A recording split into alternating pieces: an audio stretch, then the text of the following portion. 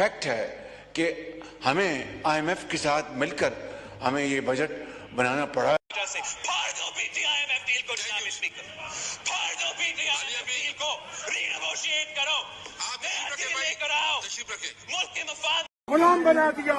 सब गद्दार हो, वतन बेच रहे हो, स्टेट बैंक बेच रहे हो, खुद मुख्तारी बेच रहे हो। बिस्मिल्लाहिर्रहमानिर्रहीम, अस्सलाम वालेकुम। ये वीडियो जो आपको दिखाई है गद्दार और ख़ास तौर पे बात की जाती है मुल्क बेचने वाले, और ये वो नारे हैं जो कि ऐवानों की जिसे कह सकते हैं ना फ्लोर के ऊपर, चाहे ऐवान ज़हरी की बात की जाए चाहे ऐवान बाला की बात की जाए, माजी में भी यही आवाज़ें हम सुनते रहे। वही हुकूमतें जो कि बजट बनाती रही IMF की कंडीशंस के साथ, चाहे वो पाकिस्तान तहरीक इंसाफ हो, पीपल्स पार्टी हो, या फिर पाकिस्तान मुस्लिम लीग नून की अभी की हुकूमत हो या पिछली हुकूमतें हो, ऐसी आवाज़ें हम हुकूमतों में मौजूद ऐवानों के अंदर कुछ लोगों की तरफ से भी सुनी हमने कि जो दूसरों के ऊपर इल्ज़ाम लगाते रहे, जो माजी में अपोजिशन में थे, गद्दारी के इल्ज़ाम लगे, मुल्क बेचने वाले लगे। और अभी बजट के हवाले से देखा जाए तो अभी भी बजट कोई पिछले बजट से मुख्तलिफ नज़र नहीं आता और उससे पिछले बजट से मुख्तलिफ नज़र नहीं आता। टैक्सेस की भरमार है। आम आदमी या फिर जिसको हम कह सकते हैं ना कि सरकारी मुलाजमीन के अलावा, क्योंकि यहाँ पे गलत फहमी है कि सरकारी मुलाजिम जो है वही अवाम तस्वुर की जा रही है, तो उसको रिलीफ दे के बहुत बड़ा तीर मारा जाता है हमेशा। और यही वजह है कि जो सरकारी बाबू और मुलाजमीन होते हैं वो बजट के लिए बड़े मुंतज़िर होते हैं कि कितनी % तनख्वाहें बढ़ेंगी, 10%, 20%, 35%। तो ये वो तमाम चीज़ें हम देखते हैं हर साल नज़र आती हैं। फिर उसके बाद यही हमारे सरकारी मुलाजमीन जो हैं, जो हमारा रेड जोन है उसको ब्लॉक भी करते हैं, वहाँ पे एहतजाज भी करते हैं, जबकि वहाँ पे दफ़ा 144 लगी हुई होती है। और कोई सियासी जमात अगर वहाँ पे प्रोटेस्ट करने की कोशिश करती है, माजी में भी या अब भी, तो उस पर ना सिर्फ दहशतगर्दी के फौजदारी केसेस बना दिए जाते हैं, बल्कि उनके ऊपर तो तोड़ फोड़ और पता नहीं कौन कौन सी दफात लगाती जाती है, कार्य सरकार में मुदाखलत की बात की जाती है। इन तमाम पहलुओं को देखते हुए इस वक्त भी जो पाकिस्तान का जो बजट पेश किया गया, हुकूमत ने IMF की कंडीशन मानी और ये खुद वजीर आजम on the floor of the house कह रहे हैं। तो IMF ने ये नहीं कहा कि गरीब के ऊपर टैक्स लगाएं, IMF ने ये नहीं कहा कि सरकारी मुलाजमीन की जो टैक्स पेयर हैं ऑलरेडी उनकी कमर तोड़ दें, उनके ऊपर और बोझ डाल दें, उनका टैक्स नेट बढ़ाएं। जो ग्रे इकॉनमी है उसको आप डॉक्यूमेंटेड इकॉनमी में लेकर आएं, ब्लैक मनी को वाइट करने के तरीके बताएं और किस तरह उनको इस कौमी धारे में दहशतगर्दी है, ये माशी दहशतगर्दी है, इसको किस तरह ख़त्म किया जा सकता है। उसमें जो एग्रीकल्चर सेक्टर है उसमें किसानों पे बोझ डालने के लिए नहीं कहा, ज़मींदारों पे बोझ डालने के लिए कहा है कि टैक्स नेट में लाएं। उसमें फर्टिलाइजर्स के ऊपर टैक्स ज़रूर लगाएं, लेकिन उसका उनके मैन्युफैक्चरिंग या फिर उनके जो प्लांट्स के ऊपर जो उनकी सेल्स होती हैं उनके ऊपर टैक्स लगाया जाए, वो आवाम पे मुंतकिल ना हो। पेट्रोल बढ़ा के किराए तो बढ़ा दिए जाते हैं, पेट्रोल कम हो तो किराए कंट्रोल नहीं किए जाते हैं।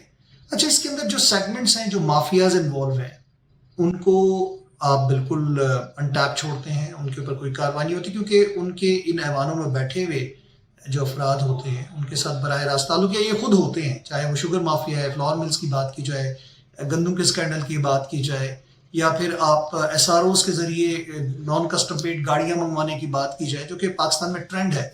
आम आदमी की दस्तरस में ये नहीं होता, चंद घंटों के लिए SRO बनता है, टैक्स छूट दे दी जाती है, गाड़ियाँ आ जाती हैं और घंटों के बाद ही उसको ख़त्म कर दिया जाता है। जब तक आम आदमी तक बात पहुँचती है तो वो चीज़ जा चुकी होती है। तो ये एमनेस्टी स्कीम्स और इस तरह की छोटी छोटी चीज़ें जो हैं वो रियायतें उन्हीं लोगों को मिलती हैं जो कि हिस्सा बराए जुस्सा के मुताबिक हुकूमतों में शामिल होते हैं। मैं किसी एक हुकूमत की बात नहीं कर रहा। ये माफियाज जो हैं, चाहे वो लैंड ग्रैबर्स की बात की जाए, चाहे वो फार्मास्यूटिकल्स की बात की जाए, चाहे आप ऑटोमोबाइल के अंदर जो मोनोपोली की बात की जाए, ये टैक्सेस उन पे नहीं लग रहे, ये आम आवाम पे लग रहे हैं। आप उन पे टैक्स लगाएं, उनकी इकॉनमी को आप, और वो जो बाहर जिनकी प्रॉपर्टीज अभी निकली दुबई लीक्स के बाद, चाहे पनामा लीक्स की बात की जाए, उसके अलावा कौन सी लीक देख लें जहाँ पे पाकिस्तानियों के नाम नहीं आते, आप दूसरे ममालिक से पैसे मांगने की बात कर रहे हैं कि सरमायाकारी करो। वो कहते हैं जी आपके मुल्क का पैसा आपके मुल्क में नहीं है, तो आप अपनी ज़मीन बेच के उनकी सरमायाकारी ला के फखरिया बता रहे हैं कि ये सरमायाकारी, हमने अपना हिस्सा बेच दिया, यानी ज़मीन का ये टुकड़ा बेच दिया, हमने ये इदारा बेच दिया। ठीक है, आप जो ब्लीडिंग हमारे यूनिट्स हैं उनको ख़त्म करें। हुकूमतों का काम कारोबार करना नहीं होता, لیکن جب آپ کی حکومت اپوزیشن میں ہوتی ہے، یعنی کہ آپ لوگ جب اپوزیشن میں ہوتے ہیں تو اس وقت تو آپ نے اس چیز کی مخالفت کی ہوتی ہے کہ ہم بیچنے نہیں دیں گے، چاہے نون لیگ ہو، چاہے پیپلز پارٹی ہو، چاہے پی ٹی آئی ہو، چاہے دوسرے دیگر لوگ ہوں. لیکن جب آپ حکومت میں آتے ہیں تو آپ نے جو اپنا ووٹ نوٹ بینک ہوتا ہے، میں ووٹ اور نوٹ بینک اس لیے کہہ رہا ہوں کہ ووٹ بینک کے ساتھ ساتھ آپ کا نوٹ بینک بھی چل رہا ہوتا ہے. آپ نے نوکریاں، وزارتیں اور تمام چیزیں اسی وجہ سے لی ہوتی ہیں کہ ادھر آپ نے سیاسی بھرتیاں کرنی ہوتی ہیں، نوکریاں بک رہی ہوتی ہیں. یہ میں اپنے منہ سے نہیں کہہ رہا، یہ پاکستان میں جو آپ ابھی بھی کیسز چل رہے ہیں، چاہے جو حکومت گزرتی ہے اس کے خلاف جو کیسز بنتے ہیں، آپ ماضی کے اٹھا کے دیکھ لیں تو یہی کچھ نکلتا ہے. اور اسی لیے ادارے جو ہیں وہ دیوالیہ ہو رہے ہوتے ہیں، عوام پستی جا رہی ہے. اور غربت کے خاتمے کی بات کرتے ہیں تو غریب ختم ہو رہا ہے. اب دہشت گردی کے خاتمے کی بات کرتے ہیں تو غربت ہوگی تو دہشت گردی اور بڑھے گی. Poverty is mother of all evils, یہ بات میں نہیں کہہ رہا، اس کو یونیورسلی ایکسیپٹ کیا جاتا ہے. تو آپ اپنے ملک میں مہنگائی، غربت بڑھانے کے بجائے آپ اس کے خاتمے کی بات کریں تو ٹیکس امیر پہ لگائے. اب آپ ٹیکس غریب سے لے کے، سرکاری ملازمین سے لے کے، سرکاری ملازمین تو خیر چلے، ان کے لوازمات پورے کرنے کے لیے عام آدمی سے، عوام سے ٹیکس لے کے ان کا بوجھ ان پہ ڈال کے ان کو پال رہے ہیں. یعنی اشرافیہ کو پالنے کے لیے غربا کو یا غریبوں کو آپ نے رکھ دیا ہے. تو یہ بہت سارے معاملات ہیں جو کہ آگے آپ کو مزید دلدل میں دھکیل رہے ہیں. آپ کا سیاسی استحکام اسی وجہ سے نہیں آتا، آپ کے دہشت گردی کے مسائل بڑھتے جاتے ہیں. امن و امان، میں اسٹریٹ کرائمز کی بات کروں گا، آپ کبھی جا کے، میں ہر مجرم کے حوالے سے یہ نہیں کہوں گا کہ وہ مجرم ہے، میں اس کی کوئی اس کو پروٹیکٹ کر رہا ہوں، لیکن کہانی ضرور سنیں کہ جس کے گھر میں بھوک افلاس سے اس کے بچے مر رہے ہوں گے تو وہ اس کو جب کہیں سے کچھ نہیں ملے گا تو وہ کچھ چوری کرنے کی ہی بات کرے گا. مطلب ڈبل روٹی چوری کرنے والے بچوں کو آپ سر عام تذلیل کر کے ان کو مثال عبرت بنا دیتے ہیں. جبکہ کہا یہ جاتا ہے کہ اگر بھوک افلاس سے تنگ کوئی بندہ چوری کرتا ہے کوئی کسی ایسی چیز کے حوالے سے تو اس کی سزا ان لوگوں کو نہیں، حکمرانوں کو ملنی چاہیے. عجیب کہتے ہیں کہ معاملات ہیں اس ملک کی اشرافیہ کے اور ہمارے حکمرانوں کے، ایک عجیب ڈگر پہ اس ملک کو ڈال دیا ہے. ہم پوٹینشلی ہم اگر بات کریں تو اتنی بجلی پیدا کر سکتے ہیں کہ اس خطے کو پوری ہم بجلی دے سکتے ہیں اپنے انڈیجنس، یعنی کہ اپنے وسائل کے مطابق.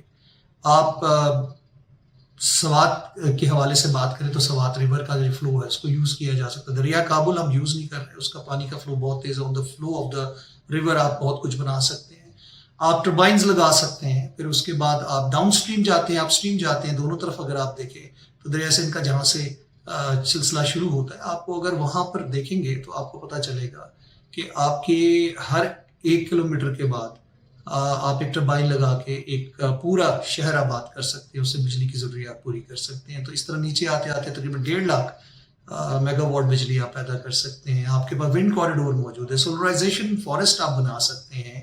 جو پہلے آپ نے فضول قسم کے پلانٹس بنائے، بہت سارے پلانٹس تو اسکینڈلس کی نظر ہو گئے اور آج تک ان کی تحقیقات کے بعد رزلٹ نہیں آئے. پیسہ اربوں روپیہ جو ضائع ہوا وہ کہاں گیا، کس نے کھایا، کس کو ملا، کس نے عیاشی کی، کس کو گاڑیاں ملی، کس کو گھر ملے، کس نے اپنی تنخواہیں بڑھوائیں.